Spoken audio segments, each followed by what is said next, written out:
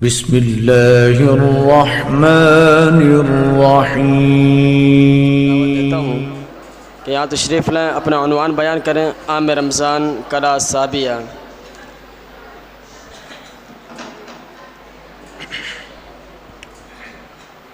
نحمده ونصلي على رسوله الكريم، أما بعد،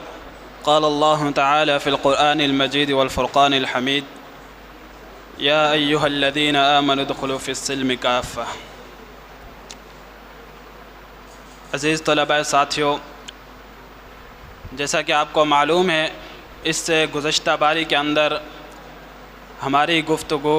ٹائم کی قلت کے سبب ادھوری رہ گئی تھی۔ انشاءاللہ اللہ کی توفیق سے آج اسی اپنے ٹاپک کو پایۂ تکمیل تک پہنچائیں گے۔ سامعین محترم، یہ زندگی اللہ رب العالمین کی ایک بڑی نعمت ہے جو خالق کائنات نے ہمیں عطا کی ہے، اور اس کے ساتھ ہی اللہ رب العالمین کی عطا کی گئی یہ جوانی جو رب العالمین نے ہم سب کو عطا کی، یہ بھی اللہ رب العالمین کی ایک عظیم نعمت ہے۔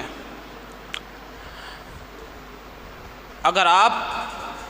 انبیاء علیہ السلام کی زندگی کا مطالعہ کریں، ان کی سیرت کو دیکھیں،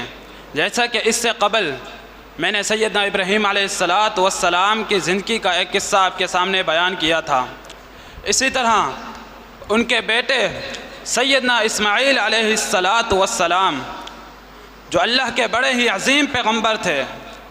جب سیدنا ابراہیم علیہ السلام نے اپنے بیٹے کے متعلق یہ خواب دیکھا کہ وہ اپنے بیٹے کو اللہ کی راہ میں ذبح کر رہے ہیں، تو سیدنا ابراہیم علیہ السلام اپنے بیٹے کے پاس جاتے ہیں اور جا کر یہ قصہ بیان کرتے ہیں کہ میرے پیارے بیٹے، میں خواب میں دیکھتا ہوں کہ میں تجھے اللہ کی راہ میں ذبح کر رہا ہوں، میں تجھے اللہ کی راہ میں قربان کر رہا ہوں، تیری کیا رائے ہے؟ بیٹا بھی اپنے باپ کی طرح اللہ رب العالمین کا بڑا عظیم پیغمبر تھا، اپنے بابا جان سے کہنے لگا: اے ابا جان، یا ابت افعل ما تؤمر، اے میرے پیارے ابا جان، آپ وہ کام کر گزریں جس چیز کا حکم آپ کو آپ کے رب نے دیا ہے۔ ستجدنی انشاءاللہ من الصابرین، اگر اللہ نے چاہا تو آپ مجھے صبر کرنے والوں میں سے پائیں گے۔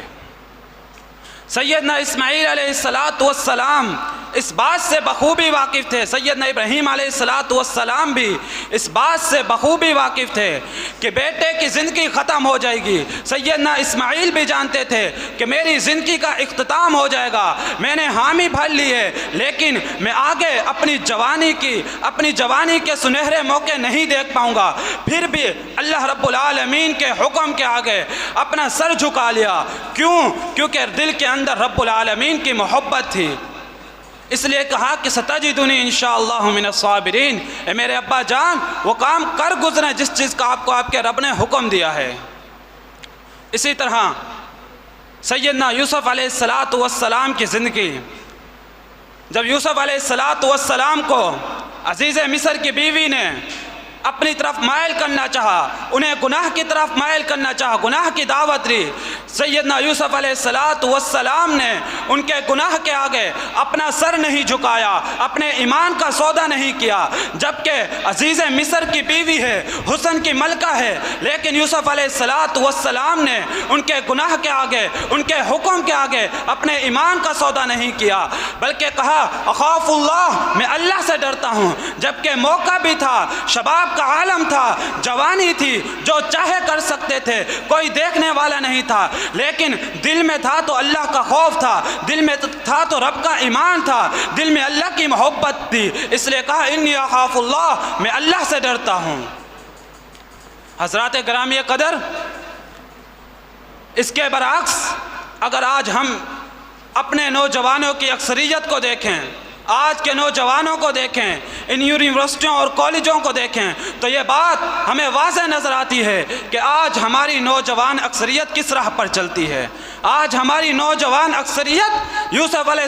السلام کی سنت کو رد کر بیٹھی ہے، ان کی سنت کے برعکس چلتی ہے۔ آج ہمیں جا بجا یہ بات واضح نظر آتی ہے کہ ایک لڑکا لڑکی حرام کے ریلیشن میں، حرام کی محبت میں مبتلا ہیں، اور افسوس اور دکھ کی بات تو یہ ہے کہ اس محبت کو، اس حرام کے ریلیشن کو پاکیزہ محبت کا نام دیا جاتا ہے،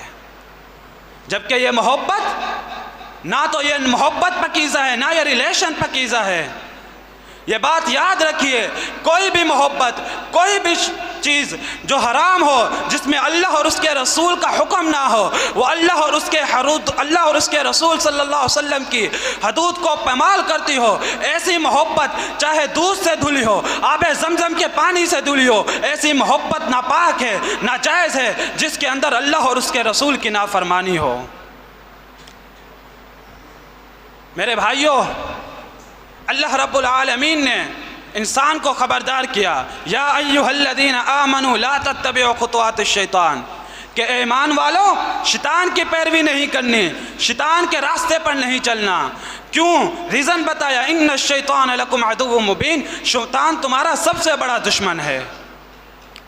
آج تقریباً نوجوان نسل اسی حرام کے ریلیشن میں مبتلا ہے، وہ اس کو اپنے لیے بڑے فخر کی بات سمجھتے ہیں۔ حسین سانپ کے نقش و نگار خوب صحیح، لیکن حسین سانپ کے نقش و نگار خوب صحیح، لیکن نظر زہر پہ رکھ خوشنما بدن نہ دیکھ۔ ایک سانپ کا کام انسان کو ڈسنا ہوتا ہے، ایک انسان کا کام انسان کی زندگی کو برباد کرنا ہوتا ہے، اسے زندگی اور موت کی کشمکش میں مبتلا کرنا ہوتا ہے۔ سانپ کتنا ہی حسین کیوں نہ ہو، کتنا ہی پرکشش اور دل نشین کیوں نہ ہو، آخر اس کا کام ہوتا ہے کہ صرف اور صرف انسان کی زندگی کو ختم کرنا۔ اسی طرح ایک مرد جب کسی عورت کی محبت میں مبتلا ہوتا ہے، اس کے حسن کا دیوانہ ہو یا اس کی اداؤں کا دیوانہ ہو، اس کے حسن کا جب دیوانہ ہوتا ہے، ٹھیک ہے، انسان کے دل میں محبت فطری چیز ہے، انسان کے دل میں محبت جنم لیتی ہے، لیکن کون سی محبت؟ وہ محبت جو اللہ اور اس کے رسول کے فرامین کے مطابق ہو، ایسی محبت جو شریعت کے تقاضے کے مطابق ہو، ایسی محبت جو شریعت کے خلاف چلتی ہو، ایسی محبت ناپاک ہوتی ہے۔ انسان اس کے حسن کا دیوانہ تو ہوتا ہے، لیکن اس سے بڑھ کر اس کو نظر اس بات پہ رکھنی چاہیے کہ یہ ریلیشن، یہ محبت انسان کی آخرت کی بربادی کا باعث ہے، یہ ریلیشن، یہ ناپاک محبت انسان کا تعلق باللہ کو توڑنے کا سبب بنتی ہے۔ اسی طرح صحیح بخاری کے اندر پیارے پیغمبر علیہ السلام کا فرمان ہے، اللہ کے پیغمبر علیہ السلام نے فرمایا کہ روز قیامت جب سورج پوری اپنی آب و تاب کے ساتھ چمک رہا ہوگا اور خالق کائنات اپنے عرش پر جلوہ افروز ہوں گے، اس دن کوئی سایہ نہیں ہوگا، اگر کوئی سایہ ہوگا تو وہ صرف اللہ رب العالمین کے عرش کا سایہ ہوگا، اور اس وقت خالق کائنات چند خوش نصیب لوگوں کو اپنے عرش کا سایہ دیں گے، اپنے عرش کے سائے کے نیچے جگہ دیں گے۔ کون سے نوجوان؟ فرمایا شاب نشا فی عبادت اللہ، ایک ایسا نوجوان کہ جس کی جوانی اللہ رب العالمین کی عبادات میں گزری ہو، اور دوسرا وہ انسان وَرَجُلَانِ تَحَابَّانِ فِي اللَّهِ، دوسرے وہ دو انسان، وہ دو نوجوان کہ جن کی محبت صرف اور صرف اللہ رب العالمین کی محبت کے لیے ہو، ان کا ایک دوسرے سے محبت کرنا، ان کا ایک دوسرے سے ناراض ہونا، وہ صرف اللہ رب العالمین کی رضا کے لیے ہو۔ اور تیسرا وہ انسان رَجُلٌ قَلْبَهُ مُعَلَّقٌ فِي الْمَسْجِدِ، کہ جس کا دل اللہ رب العالمین کے گھر یعنی مسجد کے ساتھ لٹکا رہتا ہے، ایک نماز کے بعد دوسری نماز کی اسے فکر لاحق رہتی ہے، اسے مسجد کے ساتھ اسے محبت ہوتی ہے۔ اور چوتھا وہ نوجوان کہ جسے ایک عورت گناہ کی طرف مائل کرتی ہے، گناہ کی طرف بلاتی ہے، لیکن اس کے باوجود وہ یہی کہتا ہے کہ انی اخاف اللہ، میں اللہ سے ڈرتا ہوں، وہ اس عورت کی طرف مائل نہیں ہوتا، اس عورت سے دور بھاگتا ہے صرف اس لیے کیونکہ اس کے دل میں اپنے رب کا خوف ہوتا ہے۔ یہ وہ چار نوجوان ہوں گے کہ جنہیں روز قیامت خالق کائنات اپنے عرش کے سائے کے نیچے جگہ عطا فرمائیں گے۔ میرے بھائیوں، اللہ رب العالمین نے ہمیں سب کچھ صاف صاف بتلا دیا۔ نبی علیہ السلام نے اپنی سنت مبارکہ کے اندر حلال اور حرام کی ہمیں تمیز سکھلا دی کہ کیا چیز حلال ہے، کیا چیز حرام ہے۔ ہمارا یہ حق بنتا ہے، ہمارا بھی یہ فرض بنتا ہے کہ ہم اللہ اور اس کے رسول صلی اللہ علیہ وسلم کے بتائے ہوئے طریقے کو اپنائیں، ان کے بتائے ہوئے طریقوں پر چلتے رہیں۔ اللہ رب العالمین سے دعا کرتے ہیں کہ خالق کائنات ہم سب کو صحیح معنوں پہ دین اسلام پر عمل کرنے کی توفیق عطا فرمائے. جب تک ہمیں اللہ رب العالمین زندہ رکھے ایمان پر زندہ رکھے، اور جب خاتمہ فرمائے تو ایمان بالخیر پر خاتمہ فرمائے. وآخر دعوانا ان الحمد للہ رب العالمین. السلام علیکم ورحمۃ اللہ.